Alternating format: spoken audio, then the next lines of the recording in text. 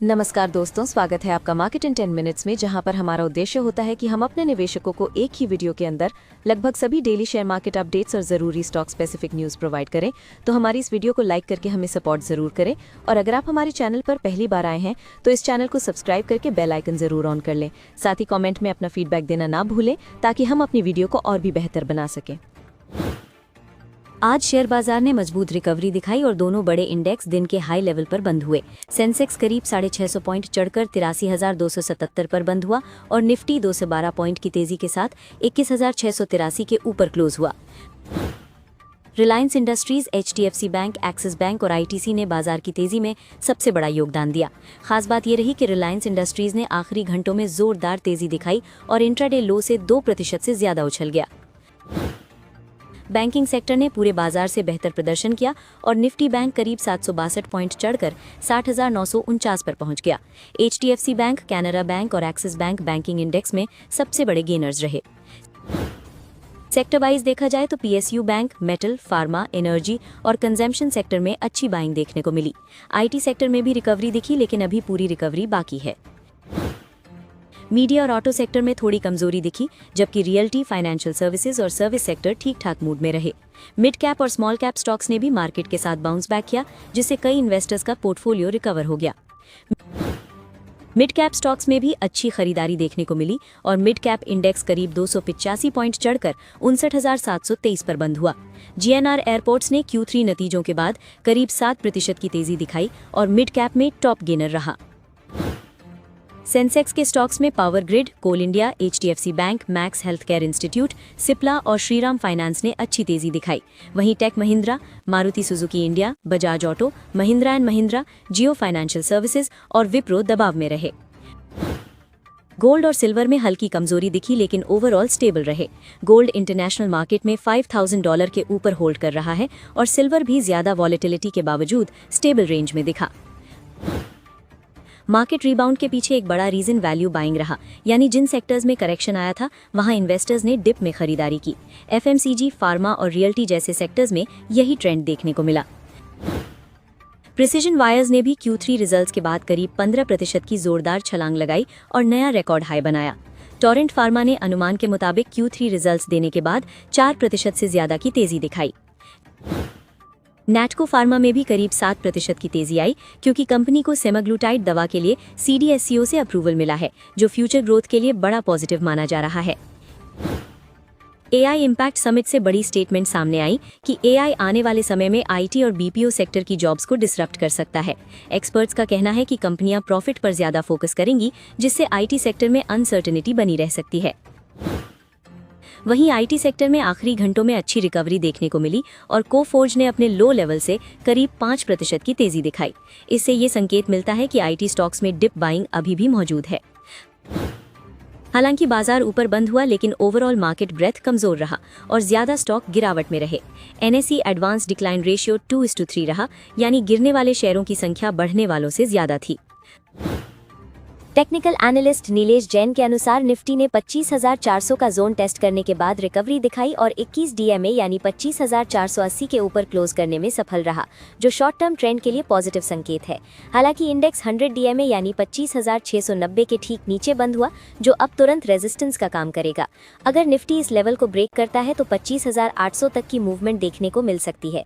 Technical support अब 25,500 के आसपास शिफ्ट हो गया है, यानी अगर बाजार इस लेवल के ऊपर टिकता है तो बुलिश स्ट्रक्चर बना रहेगा, लेकिन इसके नीचे जाने पर फिर से बिकवाली का दबाव आ सकता है। 16 फरवरी को बाजार में तेजी के बावजूद विदेशी निवेशकों ने कैश मार्केट में 972.13 करोड़ रुपए की नेट बिकवाली की, यानी FIIs ने रैली के दौरान भी प्रॉफिट बुकिंग की। इसके उलट DIIs ने 1,666.98 करोड़ रुपए की जोरदार नेट खरीदारी की। अगली खबर, RBI ने बैंकों को ब्रोकर्स को लोन देने के नियम बहुत स्ट्रिक्ट कर दिए हैं, जिससे कैपिटल मार्केट से जुड़े कई स्टॉक्स 10% तक टूट गए और BSE का शेयर भी करीब 7.5% गिरा। बाजार को डर है कि ट्रेडिंग वॉल्यूम कम होगा और बिजनेस स्लो हो जाएगा। अब बैंक ब्रोकर्स को उनके खुद के ट्रेडिंग बिजनेस यानी प्रोप्राइटरी ट्रेडिंग के लिए पैसा नहीं दे सकते। मतलब ब्रोकर अगर खुद के लिए ट्रेड करना चाहता है तो उसे अपना खुद का कैपिटल लगाना पड़ेगा। इससे ब्रोकर्स की कमाई का बड़ा सोर्स खत्म हो सकता है, जो पहले बैंक फंडिंग से चलता था। आरबीआई ने 100% कोलैटरल को अनिवार्य कर दिया है, यानी अब हर लोन पूरी तरह सिक्योर्ड होना चाहिए। पहले आंशिक सिक्योरिटी या अनसिक्योर्ड लोन भी मिल जाता था, लेकिन अब कैश, सरकारी बॉन्ड या प्रॉपर्टी जैसी पूरी गारंटी देनी होगी। इससे ब्रोकर्स का पैसा ज्यादा ब्लॉक होगा और ट्रेडिंग कैपेसिटी घटेगी। अगर ब्रोकर शेयर गिरवी रखकर लोन लेता है तो बैंक उसकी वैल्यू पर 40% हेयर कट लगाएगा, मतलब 1 करोड़ के शेयर रखने पर सिर्फ 60 लाख का लोन मिलेगा। पहले से काफ़ी कम फंडिंग मिलेगी। इससे लीवरेज कम होगा और ब्रोकर्स की रिस्क लेने की क्षमता घट जाएगी। मार्जिन ट्रेडिंग और इंट्राडे फंडिंग पर भी असर पड़ेगा, क्योंकि बैंक का पैसा अब लिमिटेड रहेगा। पहले 1 लाख से 3 लाख तक ट्रेड संभव था, अब शायद 1.8 से 2 लाख तक ही लिमिट मिले। इससे ट्रेडिंग वॉल्यूम घट सकता है और मार्केट में एक्टिविटी स्लो हो सकती है। एक्सचेंज की कमाई ट्रेडिंग वॉल्यूम पर निर्भर होती है। जितने ज्यादा ट्रेडर उतनी ज्यादा फीस और रेवेन्यू। अगर वॉल्यूम घटा तो एक्सचेंज का बिजनेस भी घटेगा। इसी वजह से बीएसई शेयर में तेज गिरावट आई। एनएसई अगर लिस्टेड होता तो वहां भी बड़ा रिएक्शन देखने को मिलता। शुरुआत में लगेगा कि ये सिर्फ ट्रेडर्स की समस्या है, लेकिन आगे चलकर इन्वेस्टर्स पर भी असर पड़ सकता है। ब्रोकर्स अपनी घटती कमाई इन्वेस्टर्स से चार्ज बढ़ाकर रिकवर कर सकते हैं, जैसे डिलीवरी ब्रोकरेज, एएमसी चार्ज और प्लेटफॉर्म फीस। यानी धीरे धीरे इन्वेस्टिंग की लागत बढ़ने की संभावना है। कल 17 फरवरी को बाजार खुलते ही कुछ चुनिंदा स्टॉक्स पर खास नजर रखने की बात कही गई है, क्योंकि इनमें नए ऑर्डर, बिजनेस अपडेट या ब्रोकरेज रेटिंग जैसे पॉजिटिव ट्रिगर्स आए हैं। लेकिन साथ में ये भी साफ किया गया है कि अगर मार्केट सेंटिमेंट कमजोर रहा तो अच्छे न्यूज के बावजूद शेयर ऊपर जाना जरूरी नहीं है। एआई, स्पेस टेक और सेमीकंडक्टर सेक्टर में काम करने वाली एक्विलॉन नेक्सस ने शेयर बाजार बंद होने के बाद 1:10 शेयर स्प्लिट का ऐलान किया है। इसके लिए रिकॉर्ड डेट 5 मार्च 2026 रखी गई है, जिससे शेयर की लिक्विडिटी बढ़ सकती है और छोटे निवेशकों की भागीदारी आसान हो सकती है। हालांकि स्प्लिट की खबर से पहले शेयर में दबाव दिखा और 16 फरवरी 2026 को शेयर 5% गिरकर 1803 रुपए के लोअर सर्किट पर बंद हुआ। पिछले एक महीने में शेयर करीब 10% गिरा है, लेकिन लंबी अवधि में ये मल्टी बैगर रहा है और पिछले 1 साल में करीब 232% का शानदार रिटर्न दे चुका है। टेक्समाको रेल एंड इंजीनियरिंग को साउथ वेस्टर्न रेलवे से करीब 27.67 करोड़ का ऑर्डर मिला है, जो कंपनी के लिए पॉजिटिव अपडेट है। लेकिन शेयर अभी अपने 52 वीक लो के आसपास ट्रेड कर रहा है और पिछले 1 साल में करीब 21% गिर चुका है। इसलिए सेक्टर रिकवरी आए बिना बड़ा बाउंस मुश्किल हो सकता है। ईक्रिएट लिमिटेड को सरकार से करीब 4 करोड़ का ऑर्डर मिला है और कंपनी प्रॉफिटेबल भी है, इसलिए स्मॉल कैप सेगमेंट में ये एक ट्रैक करने लायक स्टॉक बनता है। हालांकि शेयर पहले 250 तक गया था और फिर करेक्शन आया है, इसलिए इसमें भी रिस्क के साथ अपसाइड दोनों मौजूद हैं। BLS ई-सर्विसेज ने एटैक टेक्नोलॉजी में 100% स्टेक करीब 154 करोड़ में खरीदा है, जिससे कंपनी का बिजनेस एक्सपेंशन होगा और भविष्य में रेवेन्यू और प्रॉफिट बढ़ने की उम्मीद बनती है। हालांकि हालिया क्वार्टर में मार्जिन गिरने से प्रॉफिट ग्रोथ कमजोर रही और शेयर भी 220 से 230 से गिरकर 150 के आसपास आ चुका है। एक्सिस सिक्योरिटीज ने कुछ क्वालिटी स्टॉक्स पर बाय रेटिंग और टारगेट दिए हैं, जैसे श्रीराम फाइनेंस में करीब 10% अपसाइड, किर्लोस्कर ऑयल इंजन्स में 16 से 20% अपसाइड, ब्लू स्टार में 7 से 9% और एस्ट्रल लिमिटेड में 13 से 15% अपसाइड का अनुमान। इसका मतलब ब्रोकरेज इन सेक्टर्स में आगे पॉजिटिव मूवमेंट देख रही है, खासकर कंज्यूमर और इंडस्ट्रियल थीम में। REC लिमिटेड ने विशाखापट्टनम यानी वाइजैग में एक नई कंपनी बनाई है, जो आने वाले समय में ग्रीन हाइड्रोजन प्रोजेक्ट से जुड़ा काम करेगी। अभी ये कंपनी नई है, इसका टर्नओवर शुरू नहीं हुआ है और सिर्फ 5 लाख रुपए की शुरुआती पूंजी के साथ रजिस्टर की गई है, यानी फिलहाल ये long term green energy plan का हिस्सा है। हाईवे इंफ्रास्ट्रक्चर को NHAI से करीब 155 करोड़ का कॉन्ट्रैक्ट मिला है, जिसमें गुजरात के कुछ टोल प्लाजा पर यूजर फीस कलेक्शन का काम शामिल है। हालांकि इस खबर के बावजूद शेयर हल्की गिरावट के साथ 54.24 रुपए पर बंद हुआ, जो दिखाता है कि बाजार ने इस ऑर्डर को अभी बहुत बड़ा ट्रिगर नहीं माना। रिलायंस कंज्यूमर प्रोडक्ट्स ने नाइजीरिया की TGI ग्रुप के साथ मिलकर एक जॉइंट वेंचर बनाया है, ताकि अफ्रीका में FMCG बिजनेस बढ़ाया जा सके। इस खबर के बाद रिलायंस इंडस्ट्रीज का शेयर करीब 1% बढ़कर 1434.10 रुपए पर बंद हुआ, जिससे पता चलता है कि ग्लोबल एक्सपेंशन को बाजार ने पॉजिटिव लिया। कोचीन शिपयार्ड को इंडियन नेवी से करीब 5000 करोड़ का बड़ा कॉन्ट्रैक्ट मिलने वाला है, जिसमें 5 नई सर्वे वेसल्स बनाई जाएंगी। कंपनी इस टेंडर में सबसे कम बोली लगाने वाली यानी L1 रही, जो इसके लिए बड़ा ऑर्डर बुक और मजबूत रेवेन्यू विजिबिलिटी लेकर आ सकता है। एल्केम लेबोरेटरीज की सब्सिडियरी एंजाइम बायोसाइंसेस को यूएस एफडीए से 6 ऑब्जर्वेशंस मिले हैं, लेकिन डेटा इंटेग्रिटी से जुड़ा कोई बड़ा इशू नहीं पाया गया। इसके बावजूद शेयर में करीब 1.3% की बढ़त रही, जिससे संकेत मिलता है कि निवेशकों ने इस खबर को बहुत नेगेटिव नहीं माना। सीमेक लिमिटेड का एक वेसल ओएनजीसी के वेस्ट कोस्ट प्रोजेक्ट के लिए चार्टर किया गया है, जिसकी कुल वैल्यू करीब $460,000 है।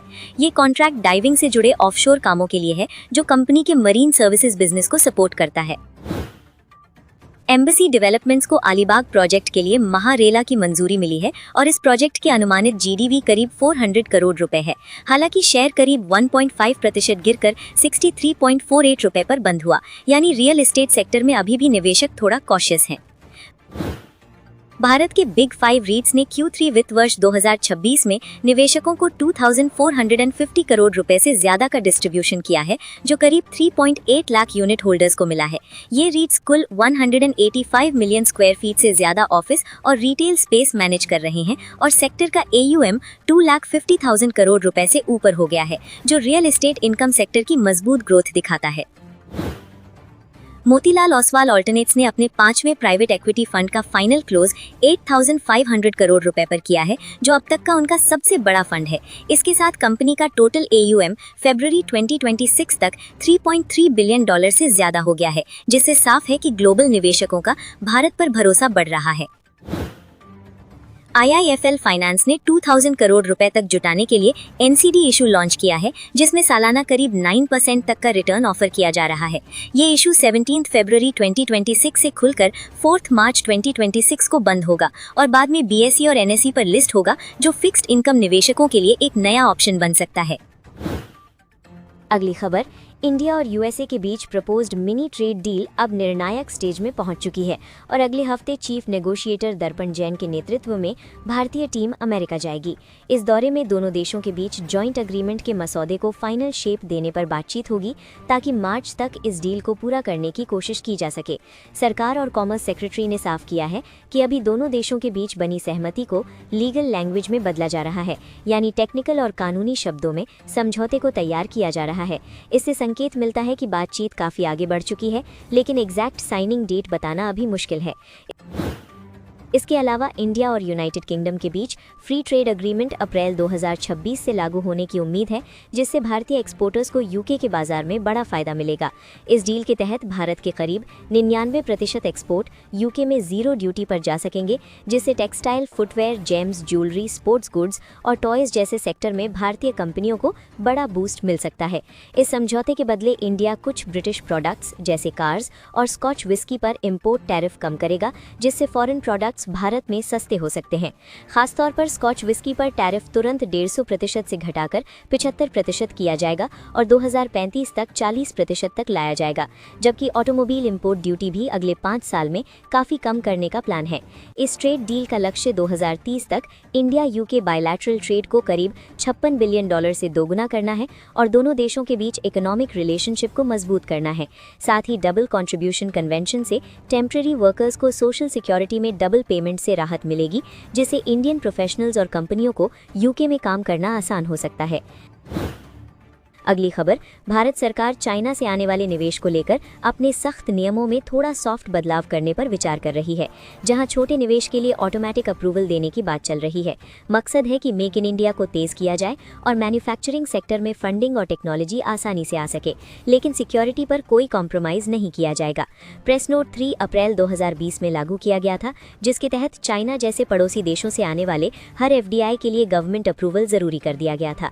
इसका उद्देश्य ये था कि कोई भी विदेशी कंपनी सस्ते में भारतीय कंपनियों का अपॉर्चुनिस्टिक टेकओवर न कर सके और नेशनल सिक्योरिटी से जुड़े जोखिम को कम किया जाए।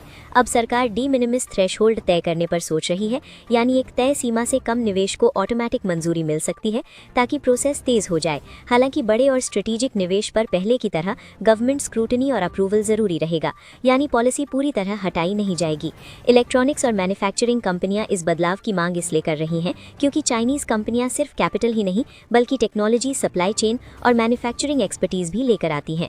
इंडस्ट्री का सुझाव है कि जॉइंट वेंचर में चाइनीज स्टेक को सीमित रखा जाए ताकि कंट्रोल भारतीय कंपनियों के पास ही रहे।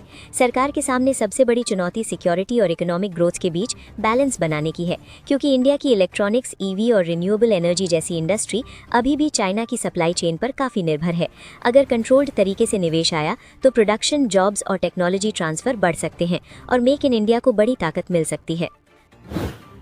भारत सरकार के बजट दस्तावेज के मुताबिक फ्री ट्रेड एग्रीमेंट की वजह से अगले साल सरकारी राजस्व में करीब 1 लाख करोड़ रुपए की कमी आने का अनुमान है, जबकि वित्त वर्ष 2024-25 में 98,569 करोड़ रुपए का नुकसान अनुमानित किया गया था।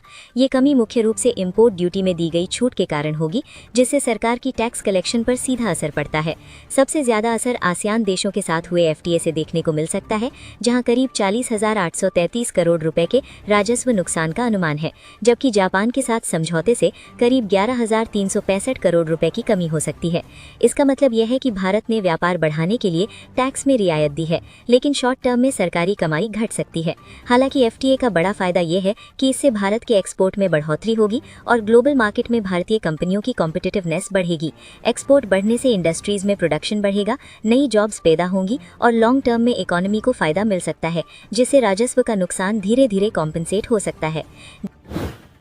जनवरी में भारत की थोक महंगाई दर WPI 0.83% से बढ़कर 1.81% पहुंच गई, जो 10 महीने का उच्चतम स्तर है। खाद्य पदार्थों और मैन्युफैक्चरिंग सेक्टर की लागत बढ़ने से ओवरऑल इन्फ्लेशन में तेजी दिखी, जिससे कंपनियों के इनपुट कॉस्ट और आगे चलकर रिटेल प्राइसेस पर असर पड़ सकता है। खाने पीने की चीजों में सबसे ज्यादा उछाल देखने को मिला, जहाँ खाद्य महंगाई 1.41% रही और मैन्युफैक्चरिंग महंगाई 2.86% तक पहुंच गई। सब्जियों, अंडे और मांस की कीमतों में तेज बढ़ोतरी दर्ज हुई, जबकि ऑनियन की महंगाई नेगेटिव से कम नेगेटिव हुई, यानी दाम बढ़ने के संकेत मिले, लेकिन आलू अभी भी डिफ्लेशन में रहा। फ्यूल एंड पावर कैटेगरी में महंगाई घटकर -4.01% हो गई, जिससे एनर्जी कॉस्ट में राहत मिली है। लेकिन ओवरऑल इन्फ्लेशन बढ़ने का मतलब ये है कि RBI पर रेट कट का प्रेशर कम हो सकता है। अगर खाद्य और कोर इन्फ्लेशन इसी तरह बढ़ती रही तो ब्याज दरें लंबे समय तक ऊंची रह सकती हैं, जिससे स्टॉक मार्केट और इकोनॉमी दोनों पर मिक्स्ड इम्पैक्ट देखने को मिल सकता है।